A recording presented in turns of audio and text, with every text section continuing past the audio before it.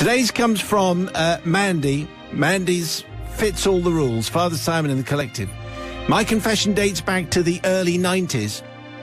No social media, no dating apps. If you wanted to find love, you went to the nightclub. I realised there are probably other places.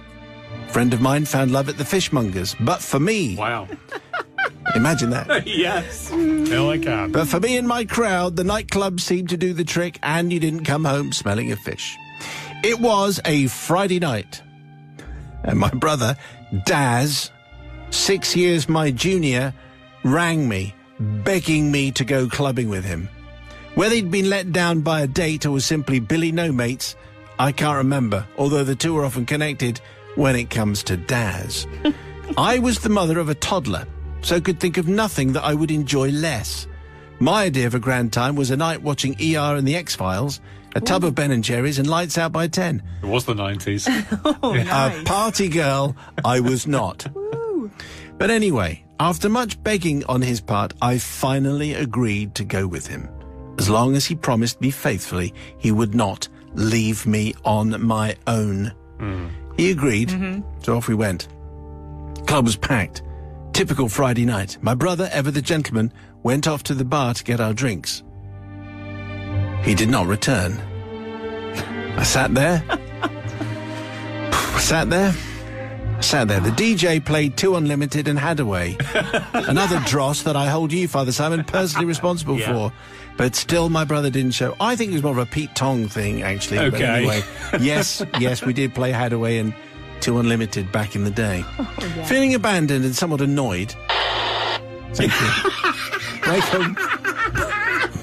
Breaker 19, it's Rubber Duck. Got a copy on me, Big Ben? Come on. Sorry about that. Where was I? Feeling abandoned and somewhat annoyed, I set off through the crowded club to try and find my wayward brother. Finally, I clocked him on the dance floor with a young lady.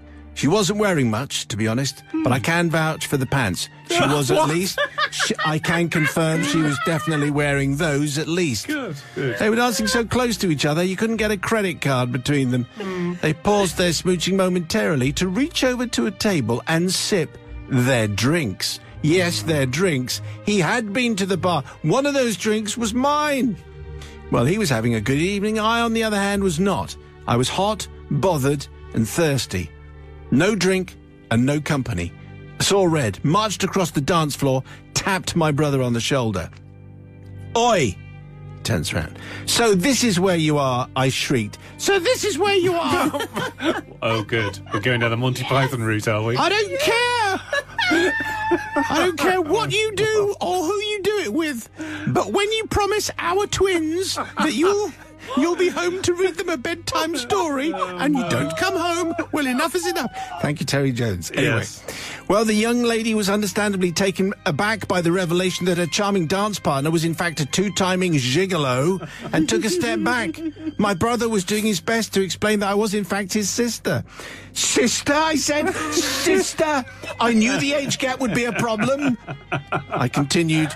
Young Julie and Jason are crying themselves to sleep right now, you heartless, good-for-nothing pig. Excellent. Well, then the young lady had had enough. She flounced off the dance floor, leaving my brother standing alone with the eyes of everyone looking accusingly at him. You see, you could see the judgment in their eyes. It was a wonderful thing.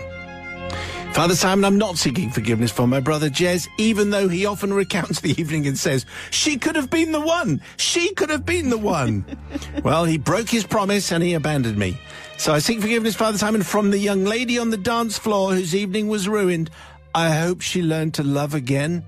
I mean, I think that's overstating it. That ain't been together like that. Yes, 10 minutes. I think so. Anyway, thank you, and I hope that you can all forgive me. Well, let's just check in and see if we can indeed forgive young Mandy for a torrid tale from the nightclub. She knew her brother Jez would let her down, and Jez did just that. Sister Susie from the pub. Mandy, I think, I don't think it's on. Your brother was not, he should have got you a drink. He shouldn't have abandoned you. But also, what did you expect when you going out with your brother? Surely he's done it before. Surely you should know. However, I just think it's hilarious.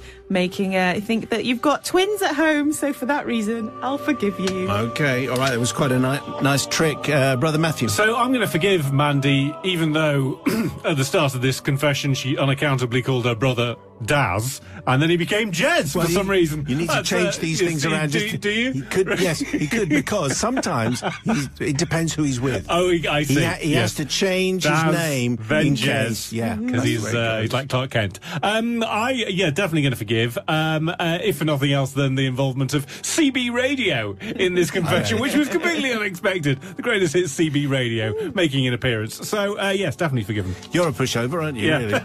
Really.